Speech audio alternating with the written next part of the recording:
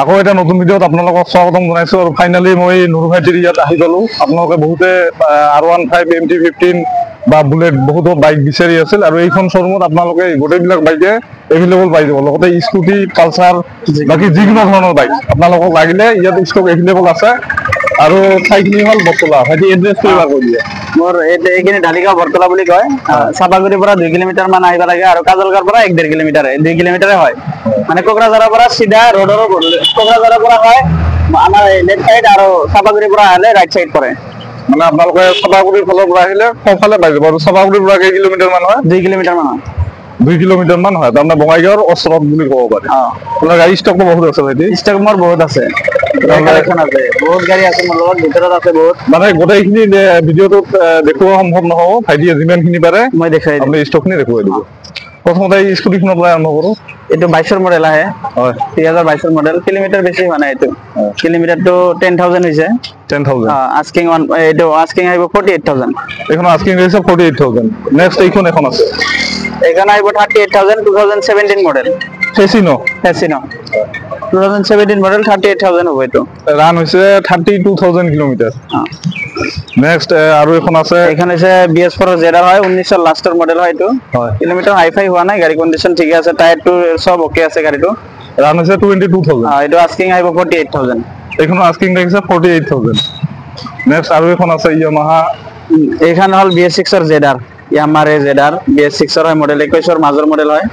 এইটো কিলোমিটাৰ 15,000 মান হৈছে এইটো। প্ৰাইচ এইটো আস্কিং আহিব 55,000। এইখন আস্কিং ৰাখিছে 55,000। নেক্সট এইখন আছে এণ্টক।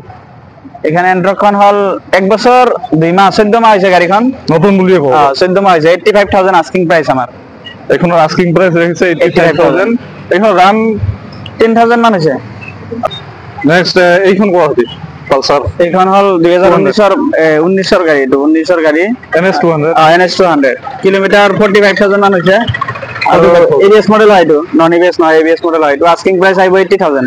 দুটা ABS, দুটা ABS, double ABS, double dish double ABS 200 cc হয়। আস্কিং কিমান আহিব? 80,000 আহিব এইটো। 80,000। নেক্সট এইখন কোৱা পালসাৰ 1। এইখন হ'ল BS6ৰ পালসাৰ হয়, 21ৰ মাজৰ মডেল। এইটো ডাবল ডিস ডাবল ABS হয়।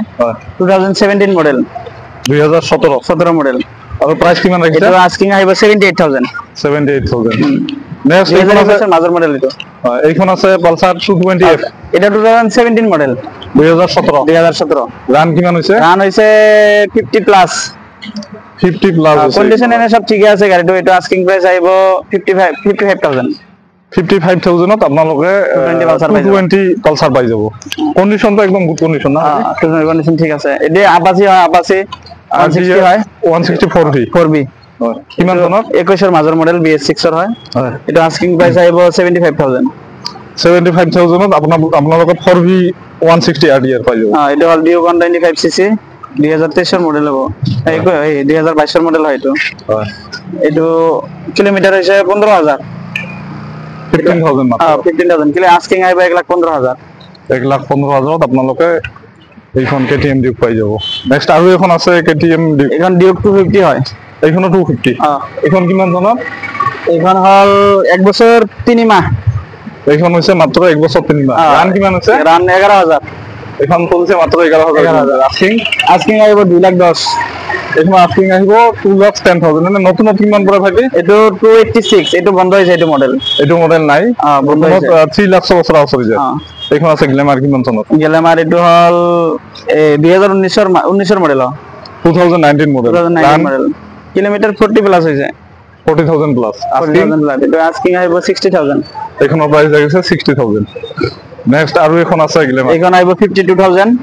এইটো 2017 মডেল। 2017। এইটো একে 52 আহিব। এইটো 2017 মডেল হয়। এইখনো দেখুৱাই দিয়া। এইখন 2017। এইখনো আছে 2016ৰ মাজৰ মডেল। এইখন 50 আহিব। এইখন 52। এইখন গ্ল্যামাৰ 52 2017ৰ। আৰু এইখন আছে সুপাৰ স্প্লেন্ডাৰ 2016 মাজৰ। 2016ৰ। এইখনৰ প্ৰাইস কিমান? এইটো 50,000 আস্কিং। এইখন আস্কিং 50,000। এইখন আস্কিং 55 স্প্লেন্ডার। এইখন কিমান টনত? এইটো BS6ৰ হয়, 21ৰ মডেল। 2021ৰ BS6 model 55,000। এইখন আস্কিং প্রাইস। আপোনালোক আহিলে অলপ নেগোশিয়েবল হৈ যাব। এইটো আস্কিং আহিব 135,000। অলপ নেগোশিয়েবল হ'ব এইটো। কন্ডিশন একেবারে গুড আছে, একো স্ক্র্যাচ নাই। রান কিমান হৈছে? এটো রান হৈছে 35000। 35000 এটো হল 22 মডেল। আৰু এইখন হল 22 মডেল। এটো আস্কিং আইব 165। 1,65,000 কিলোমিটার, 18,000 হয়েছে। এটো কন্ডিশন একবারে বহুত ধুনিয়া আছে।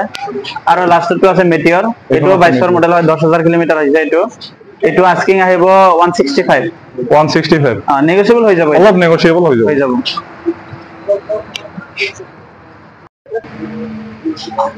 এখন BS4 250 ABS মডেল হয়, এটো double ABS। BS4 250 KTM Duke ABS model, ABS dual channel ABS। Dual channel ABS। এটো রান কিমান হৈছে? 25,000 প্লাস হয়েছে। এটো আস্কিং আহিব 140। এখন 140। নেক্সট আৰু এখন আছে ডিউক। BS4 মানে ডিমান্ডটো বেছি 250 সেইকাৰণে। এইখন কিমান? এ হল 200 BS4 RC 200 ABS মডেল হয়। এটো কিলোমিটার হইছে 22,000। এটো আস্কিং আহিব 1,10,000, 1,10,000। কিমান চনত? এটো 20 মডেল, 2020 মডেল। 2020 1,10,000 আস্কিং। নেক্সট আৰু এখন আছে। এখন হল RC 125। এটো আস্কিং 145,000। কিলোমিটার 14,000 হইছে, 14,000 কিলোমিটার হইছে। আস্কিং আহিব 145,000। এখন আস্কিং হল 145। নেক্সট এইখন MT15। এটা 1.5 বছর হইছে। কিলোমিটার 18,000। প্রাইসটা 145,000। এখন প্রাইস দেখছে ভাই 140,000 145। এখন আছে পালসার RS 200। কিমান চনত? এখন হল 22 মডেল। 2022 কিলোমিটার 10,000 হইছে, অনলি 10,000 কিলোমিটার। গাড়ীখন দেখাতো ধুনীয়া হৈ দেখাতো ধুনীয়া আছে, গাড়ীটো নন স্ক্র্যাচ আছে। এটো আস্কিং আহিব 1,30,000। 1,30,000 আপোনালোকে RS 200 পাই যাব। নেক্সট এইখন ভার্সন 4। এটো 15 মাহ হইছে। 15 মাহ। কিলোমিটার 7,000 হইছে। এটো আস্কিং আহিব 160। গাড়ীখন দেখাত নতুন নিচিনা লাগে। নতুনে আছে গাড়ীখন, 160 আহিব এটো প্রাইস। এখনৰ প্রাইস হল 1,60,000। এটো হল ডমিনার 250 এটো। হয়। এটো 22 মডেল হয়। কিমান চনত? 2022। এটো আস্কিং আহিব 1,35,000। 1,35,000। ডমিনার 250। আপোনালোকক ডমিনার লাগে এইখন আনি চাব পাৰে। আৰু এইখন আছে হিমালয়ান। এটো হল বর্তমানের মডেল। এটা বর্তমানের মডেল হয়। স্ক্রেম নিউ মডেলটো। স্ক্রেম হয়, হিমালয়ান স্ক্রেম। এটো এইখন প্রাইস কিমান ৰাখিছে? এটো প্রাইস আহিব 1,65,000। 1,65,000 আস্কিং, নেগোশিয়েবল হয়ে যাব। কিমান চনত? এটো 23 মডেল, 22 লাস্ট মডেল আর কি। এখন 23 বুলিয়ে ক'ব পাৰে। নেক্সট এইখন কওক। এইখন আহিব RS 200। এটো 21 এৰ মাজৰ মডেল হয়। কিলোমিটার 30 প্লাস হইছে। এটো আস্কিং আহিব 1,10,000। 1,10,000 মডিফাই করা আছে গাড়ী। গাড়ী ফুল গ্রাফিক্স আছে। এটো হোয়াইট কালার এক্সেল। এখন RC 390 1,60,000 আহিব। এটো RC 390 BS4 1,60,000 ডুয়েল ABS। কিমান চনত? এটো 19 লাস্ট, 2019 লাস্ট মডেল। ভিতৰত আৰু বহুত কালেকশন মই গোটেইখিনি ক'ব নোৱাৰিম। ভালকে গোটেইখিনি দেখালে স্ক্ৰিন কালেকশন খিনি দেখুৱাই দিয়া। এইফালে বহুত আছে মোটামুটি। আৰু ইয়াতে এক্সপালস আছে, এক্সপালসখন দেখাই দিও। এইখন আস্কিং আহিব 1,15,000। এক্সপালসখন গাড়ীটো 1.5 বছৰ হৈছে। 1,15,000 1.5 বছৰীয়া গাড়ী। 1.5 বছৰীয়া গাড়ী। এইফালে আছে KTM ডিউক আছে। এইফালে আছে ৰয়েল এনফিল্ড মিটিঅৰ। ইয়াতে ডিউক আছে, মেটিঅৰ আছে, MT15 আছে, পালসার 150 আছে, 22 মডেল, 23 মডেল, প্লাস NS 200 আছে। এই মিটিঅৰখন কিমান পৰিব ভাইটি? এখন 10,000 কিলোমিটার হৈছে। এইখন রান আছে 10,000। এটো 165 আহিব। এটো 1,65,000। ওইফালে গাড়ীৰ স্টক বহুত বেছি আছে। মোটামুটি ইয়াত 70-80 মান আছে। 70-80 খন আছে।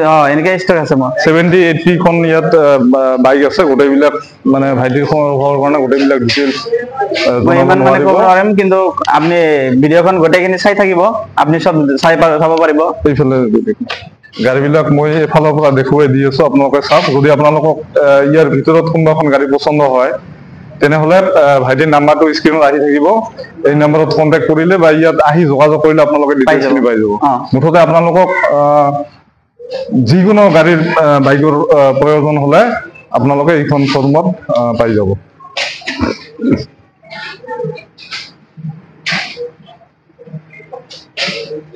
এইবিলাক গোটেইবিলাক গাড়ীৰ ষ্টক। আজিৰ ভিডিঅ'টো এইখিনিয়ে। ভিডিঅ'টোত আপোনালোকক যিমানখিনি পাৰো দেখুৱাবলৈ চেষ্টা কৰিলো, আৰু বহুতো ষ্টক থাকি গ'ল। ভাইটিৰ সময়ৰ অভাৱ আৰু ইমানবিলাক গাড়ী এটা ভিডিঅ'ত কি কৰা সম্ভৱ নহয়।